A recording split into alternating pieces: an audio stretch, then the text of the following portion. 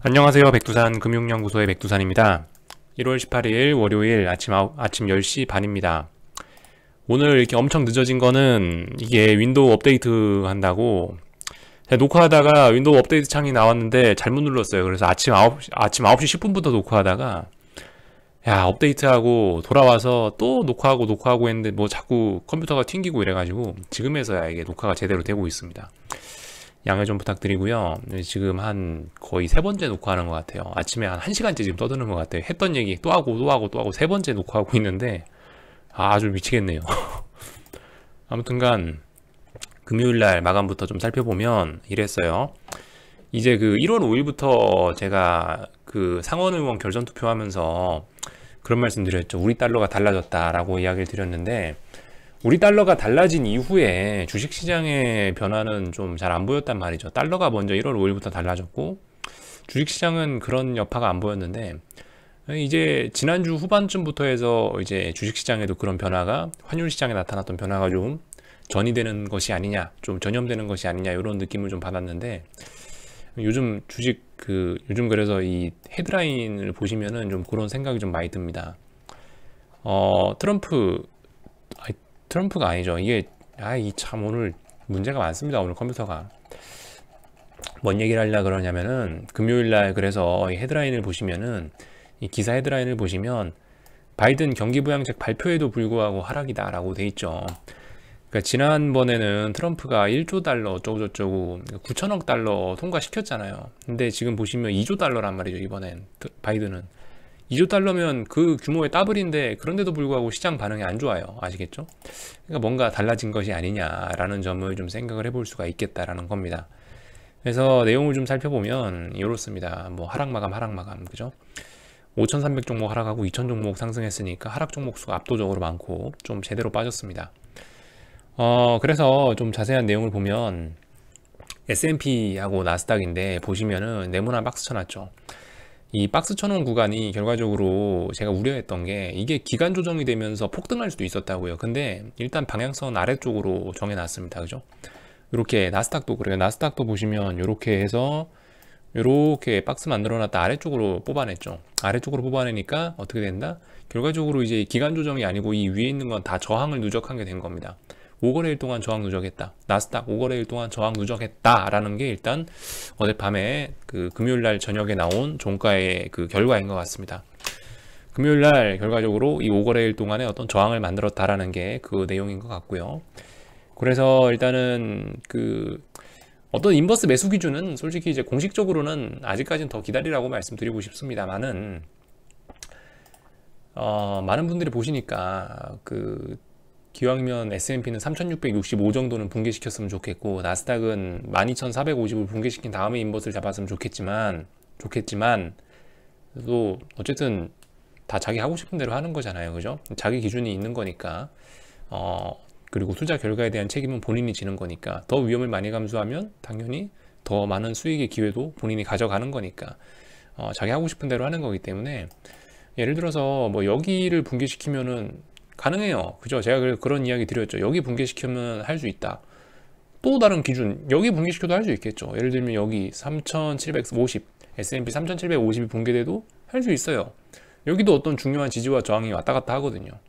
그렇지만 이런 자리 같은 경우는 조금 좀 확인이 좀 덜 된, 좀 신뢰도가 좀 낮지 않겠냐라는 이야기고 저는 그래서 3665 정도는 붕괴시키면 이제 좀 안심해도 되지 않겠냐라고 이야기하니까 그래서 이제 그 자리 정도 가서 하는 게 안전하지 않겠냐라고 말씀드리는 건데 뭐 말씀드렸다시피 그 위험을 좀 더 감수하면 수익의 기회는 좀 더 많이 갖고 가는 거니까 본인이 위험 감수 성향에 따라서 본인이 판단하셔서 하실 수 있는 거죠.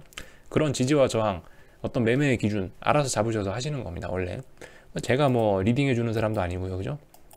본인이 어떤 기준 잡으셔서 할 수 있는 거고 어쨌든 근데 제가 그런 뭐 이런 기준을 잡아서 할 수 있다 이런 기준을 잡아서 할 수 있다라고 이야기해 드리는 거는 그만큼 지금이 어떤 큰 기회라고 생각되니까 그렇겠죠. 10년 만에 한 번 나오는 그런 독특한 시세를 여러분들 작년부터 올해까지 굉장히 많이 보지 않았습니까? 옵션 시장에서도 주식 시장에서도 현물 시장에서도 선물 시장에서도 정말 눈에 띄는 그 이상한 시세들을 다 봤는데 그런 것들이 앞으로 큰 일이 일어나려고 그런 거라는 것이 이제 제가 이제 드리는 이야기인데 그렇기 때문에 그런 거 봤을 때 앞으로 큰 기회가, 앞으로 큰 장이 펼쳐지니까 지금 같은 때 조금 위험을 더 감수하는 쪽으로 해서 들이대봐도 좋지 않겠냐라고 계속 이야기를 드리는 거죠. 아무튼 뭐 나스닥도 그렇고 뭐 S&P도 그렇고 본인들이 알아서 나는 이 정도쯤에서 해보겠다 하시는 분들 본인만의 기준 잡으셔서 해보시면 될 것 같습니다. 그죠? 제가 어쨌든 말씀드리는 기준들은 3665와 12480, 12450 정도를 말씀드리고 있습니다. 이 정도 이야기를 하고 달러하고 몇 가지를 또 살펴봐야겠죠. 달러 같은 경우는 보시면은 이런 모습이에요. 90.5를 돌파 한 착 해야 된다라고 말씀드렸는데 돌파 한 착 했어요. 웬일로 돌파 한 착 했습니다. 이제 좀 이 바닥에 대한 신뢰도가 높아지는 거죠. 이제 이 자리는 이제 이 자리에 대한 신뢰도가, 이 자리는 이제 좀 믿을만한 바닥일 가능성이 굉장히 높아진 겁니다. 그리고 추세 전환의 가능성도 굉장히 높아졌고요. 다만 이제 여기서 이제 조금 이제 우리가 하나 봐야 될 거는 제 생각엔 이런 점인 것 같아요. 지금 보시면 90.5를 돌파 한 착 하긴 했는데 여기 보시면 일단 저점 낮아졌죠. 분명히 어디선가 저점을 높이는 과정이 나와야 돼요. 그죠? 저점 높이는 과정이 나와야 되는데 지금 요렇게 저점이 높아지고 있단 말입니다. 이거는 좀 아닌 것 같고 분명히 어디선가 한번 이렇게 눌림을 주면서 어디선가 이렇게 뭐 바닥을 만들면서 올라가겠죠.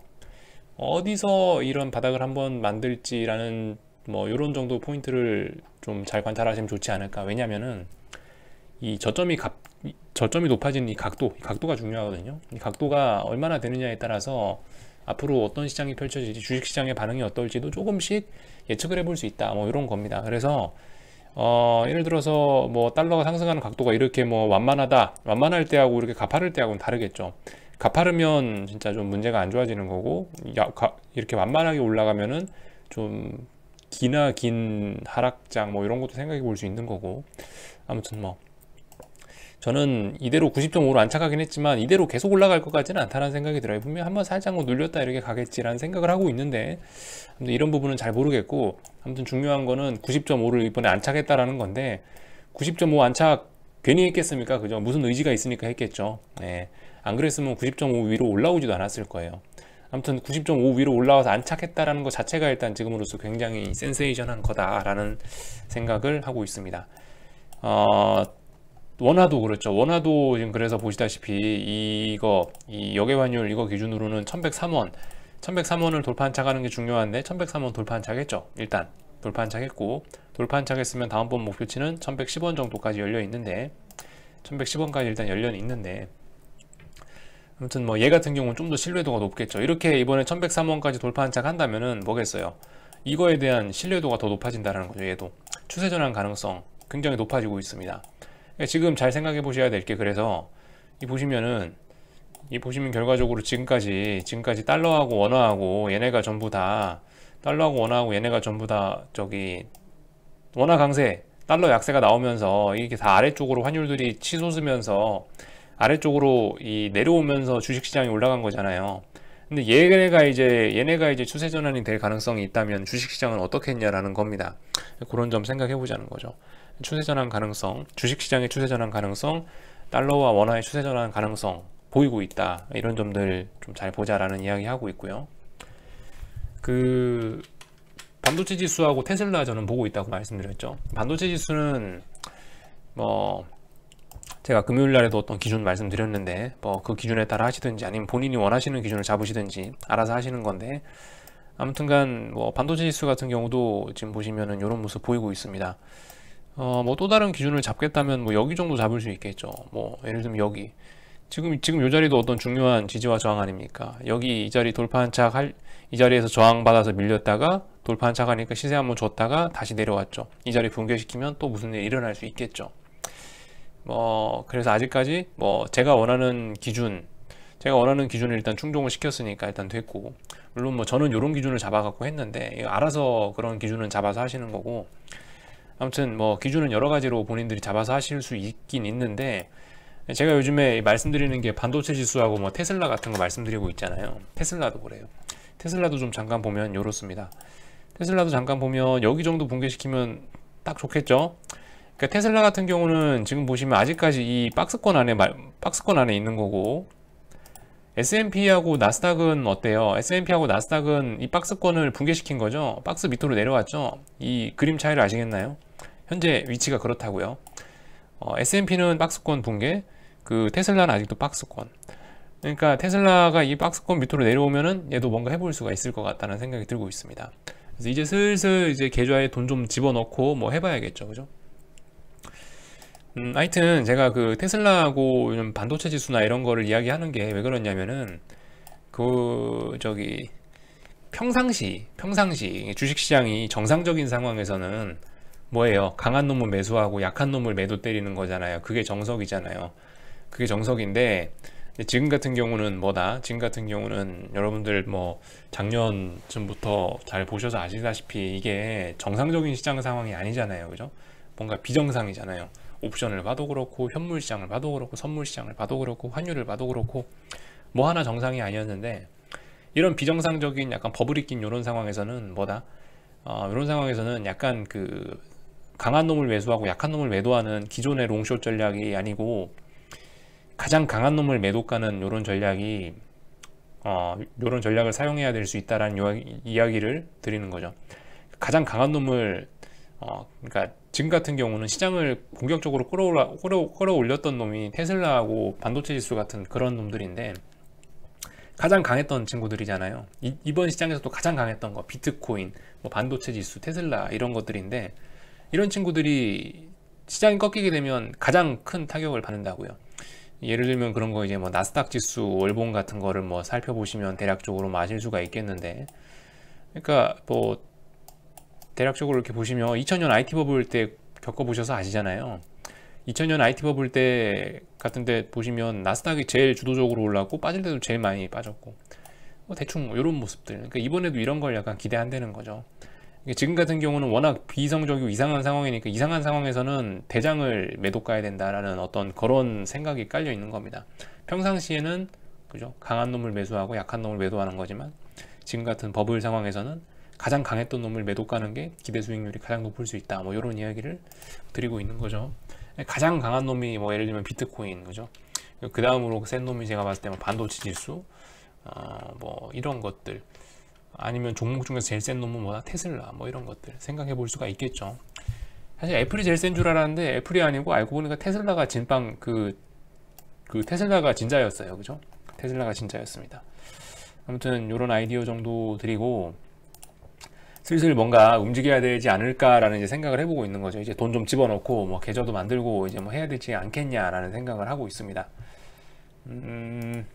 한국장 넘어올게요.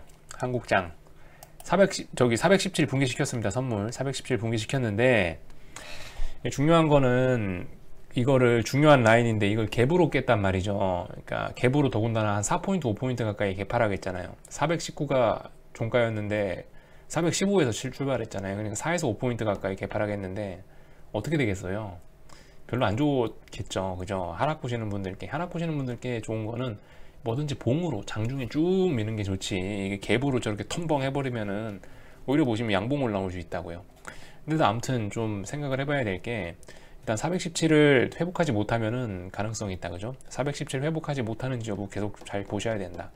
참 더럽게 움직여요. 그냥 장중에 미국이 뭐 차라리 미국이 상승 마감하는 게 더 나았을 수도 있어요. 미국 상승 마감 해줬으면은 차라리 오늘 더 밀어버리고 그럴 수도 있었을 텐데 미국이 하락 마감하는 바람에 개파락 출발해서 417을 붕괴시켜버리는 바람에 조금 그림이 애매해졌는데 아무튼 그럼에도 불구하고 약간 기계적으로 대응하시는 게 좋지 않겠냐. 종가상으로 보시다가 417 오늘 종가상으로 못 올라오면 인버스 한번 해보시는 게 좋지 않겠냐, 뭐 요런 생각은 들고 있습니다. 그러면서도 한편으로 잘 보셔야 될 게 만약에 그러면 오늘 417 붕괴시켰더라도 내일 한번 더 보는 거죠. 오늘 415 정도에서 지금 지지력을 보이고 있잖아요. 내일도 415에서 지지력 보이면 415는 지지력 보이면서 또 당분간 또 좀 올라갈 수도 있겠죠. 이렇게 보시는 게 좋겠죠. 그러니까 좀 아무튼 개파락 출발하면서 좀 세상이 좀 더러워졌습니다. 하여튼 아무튼 417이라는 기준을 가지고 보시면 되긴 될 것 같습니다. 개파락했다는 점을 좀 감안하셔서 그 부분에서 지지력을 만들지 않을까라는 여부를 좀 잘 보셔야 될 것 같고, 어쨌든 아직까지 옵션 이야기 좀 할 건데, 이 1월 5일날 종가 회복하면은 더욱더 좋다고 말씀드렸죠. 1월 5일날 종가 정도는 회복하면은, 지금 보시면 지금 풋옵션은 이런 박스권 안에 있잖아요. 사실 얘 박스권 안에 있는데 이 박스권 안에 있으면 좀 별로 안 좋다라는 겁니다. 인버스에 얘가 이렇게 위쪽으로 좀 올라와 있으면 좋은 건데 얘가 보시다시피 이렇게 아직 갇혀 있기 때문에 어쩌면은 조금 재미없을 수도 있다. 그래서 좀 더 안전하게 하실 분들은 417도 좋은데 417 붕괴와 더불어서 얘가 1월 5일날 풋옵션들이 1월 5일날 종가까지 돌파 한창 해준다면 더욱더 신나게 인버스 붙잡을 수 있을 거다. 풋옵션까지 같이 보시면 조금 더 신뢰도를 높일 수 있지 않을까라는 생각하고 있습니다. 좀 애매하게 움직이고 있죠. 네. 아무튼 그래서 417 종가상으로 잘 보자라는 겁니다. 종가상으로. 근데 아무튼 오늘 분위기상으로는 그렇네요. 보시다시피 이게 환율이 오늘 갭상승해 가지고 이렇게 좀 살짝 밀리고 있으니까 장중에는 이렇게 보시다시피 지지력 보이면서 양봉 달면서 올라오지 않을까라는 생각 정도는 하고 있습니다.